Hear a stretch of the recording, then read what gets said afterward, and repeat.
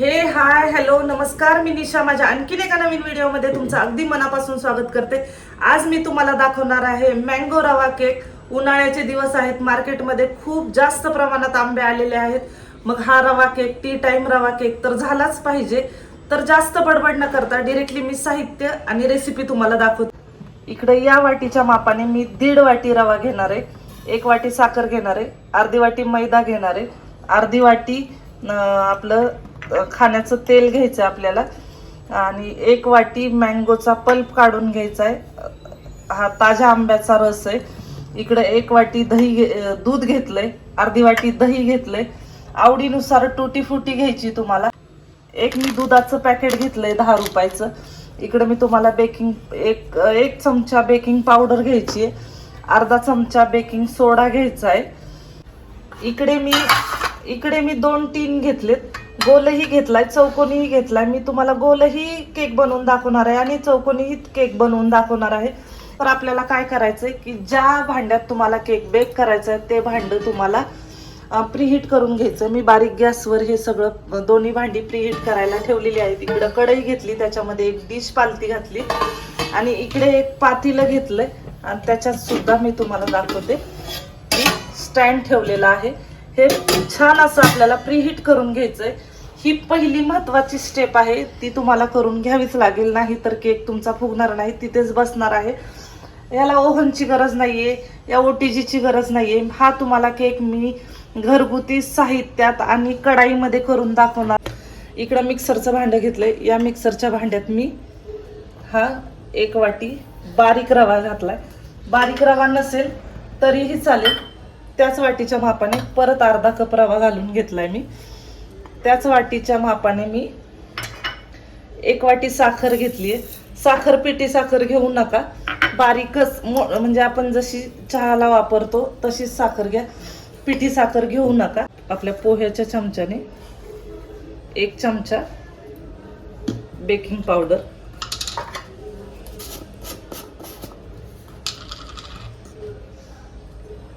अर्धा चमचा बेकिंग सोडा, एकदम बारीक असं मिक्सरला वाटून घ्यायचं। चला तर मग मी हे मिक्सरला वाटते आणि मग तुम्हाला दाखवते। बघू शकता आपलं साखर आणि रवा जो आहे तो छान असा बारीक दळून झालाय। या स्टेजला आपण ह्याच्यामध्ये टाकणार आहोत अर्धी वाटी मैदा। मैदा नसेल टाकायचा तुम्हाला तर ह्याच्यात तुम्ही या स्टेजला गव्हाचं पीठ सुद्धा टाकू शकता। पॅकेट जे आपण हे घेतलंय मिल्क पावडर, ती टाकून घ्यायची आणि परत एकदा हे मी मिश्रण मिक्सरला बारीक फिरवून घेते। बघू शकता सगळं हे आपण आता छान असं बारीक करून घेतलंय, छान असं स्ट्रक्चर झालंय। हे प्रीमिक्स आपण हवाबंद डब्यामध्ये 6 महिने ठेवू शकता आणि हवा तेव्हा केक बनवू शकता टी टाइम वेगवेगळ्या फ्लेवरमध्ये। आता मी मँगो दाखवते, तुम्ही वेगवेगळे इसेन्स यूज करून सुद्धा हे प्रीमिक्स म्हणून सुद्धा तुम्ही यूज करू शकता। तर आता हे ओले इन्ग्रेडियंट टाकायच्या आधी आपण आहे ना टीनला ग्रीस करून घेऊयात। तर इकडे मी चौकोनी आकाराचा टीन घेतलाय आणि एक गोल आकाराचा टीन घेतलाय। ह्याच्यामध्ये मी थोडं थोडं करून तेल टाकून घेते आणि दोन्ही टीन आहेत ना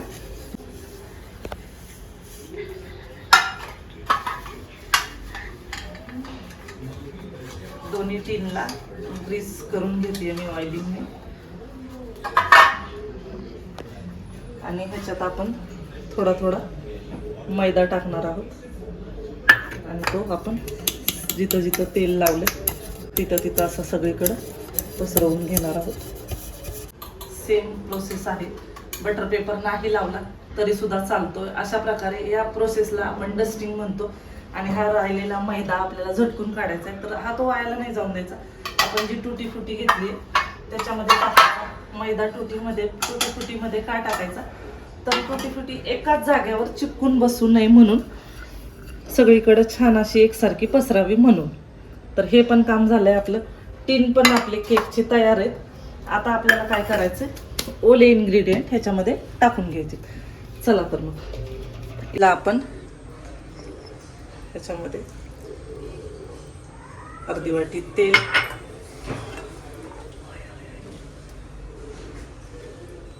आंब्याचा रस,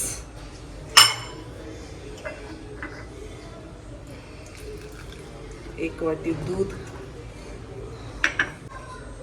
एकजीव करत करत टाकणार आहोत.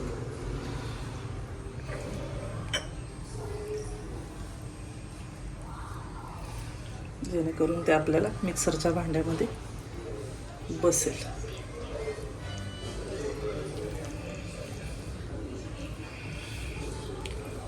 बघू शकता आत्ताच मी केशर आंबा घेतलाय. तुम्हाला आवडेल तो आंबा तुम्ही घेऊ शकता. हापूस घेऊ शकता, देवगड घेऊ शकता, अजून दुसरा कुठलाही घेऊ शकता. हे राहिलेलं दूध मी सगळं टाकून देणार आहे ह्याच्यामध्ये. अर्धी वाटी दही सुद्धा मी ह्याच्यामध्ये व्यवस्थित वाटीतलं काढून घेते, टाकून घेते. परत एकदा मी स्पॅच्युलाच्या मदतीने याला हलवून घेते. बघू शकता सगळं एकजीव करून घेतलंय मी आणि आता मिक्सरचं झाकण लावून मी परत एकदा ह्याला चांगलं फिरवून घेते, एकजीव करून घेते. बघू शकता इकडं मिश्रण मी मिक्सरला फिरवून घेतलंय परत एकदा. किती सुंदर छान आणि कलर सुद्धा किती सुंदर आलेला आहे. आणि इकडे माझी टूटी फ्रुटी सुद्धा तयार आहे. केक टीन सुद्धा आपले डस्टिंग करून रेडी आहेत. तर चला तर मग मी तुम्हाला दाखवते. हे मिश्रण केक टीनमध्ये ओतून घेते.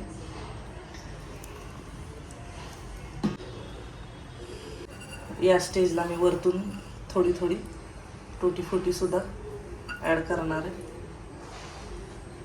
आवडत असेल तर टाका, नाही तर ड्रायफ्रूट टाकले तरी काय हरकत नाही. काहीच नाही टाकलं. त्यानंतर आपले केक टीन असे थोडे थोडे टॅप टॅप करून घ्यायचे, जेणेकरून आज जे हवा भरलेली असते, एअर जे भरलेलं असतं ते निघण्यास मदत होते आणि केक आपला तिथंच फुगत नाही किंवा मग तसाच बसत नाही. इकडे आपली कढाई सुद्धा प्रीहीट झाली आणि इकडे आपलं हे पातेलं सुद्धा प्रीहीट झालेलं आहे. आता आपण ह्याच्यामध्ये केक टीन ठेवून घेणार आहेत. बघू शकता हा केक टीन ठेवून घेतलाय आणि झाकण लावते.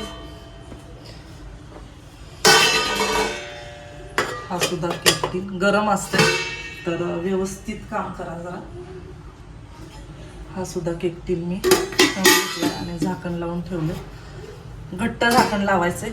पहिले सुरुवातीचे 5 मिनिटं आपल्याला हाय फ्लेम करायची आणि नंतरचे जे 20 मिनिटं आहेत ते लो फ्लेमवरती आपल्याला केक बेक करायचा.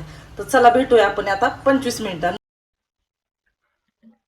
बघू शकता आपल्या केकला 25 मिनिटं झालेली आहेत आणि किती छान सुंदर आणि मऊ लुसलुशीत आणि तेवढा ज्युसी दिसतोय. आणि दोन्ही केक बघू शकता तुम्ही छान असे बेक झालेले. आता आपण एका सुरीच्या किंवा टूथपिकच्या साह्याने बघणारे चेक करून असा क्लीन निघला की समजायचं केक बेक झालेत. दोन्ही केक भांड्यातून बाहेर काढून घेतले. करायची गरज नाहीये. बघू शकता तुम्ही आपोआप केक आपला टीनला सोडतोय. आणि हा केक आहे ना थोडासा टॅप टॅप करून घेते. बघू शकता कुठेही केक टीनला केक चिटकला नाही, आणि दिसायलाही केक किती स्पॉन्जी झालाय तुम्ही बघू शकता. आणि मी तुम्हाला हा सुद्धा केक काढून दाखवणार आहे केक टीन मध्ये. बघू शकता ह्या केकच्या टीनला सुद्धा कुठंही केक आपला चिटकला नाही आणि किती छान अशी आपली केकचा स्पॉन्ज तयार झालाय. मी तुम्हाला केक कटिंगही करून दाखवणार आहे. हव्या त्या शेपमध्ये हव्या त्या आकारामध्ये तुम्ही केक कट करू शकता. असं काही नाही की मी जसा करून दाखवलाय तसाच केक कट करा.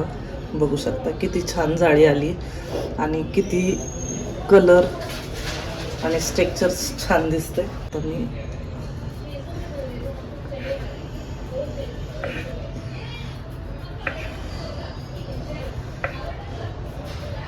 असे स्लाइस कट करते. तुम्ही तुम्हाला हव्या त्या आकारामध्ये केक कट करू शकता.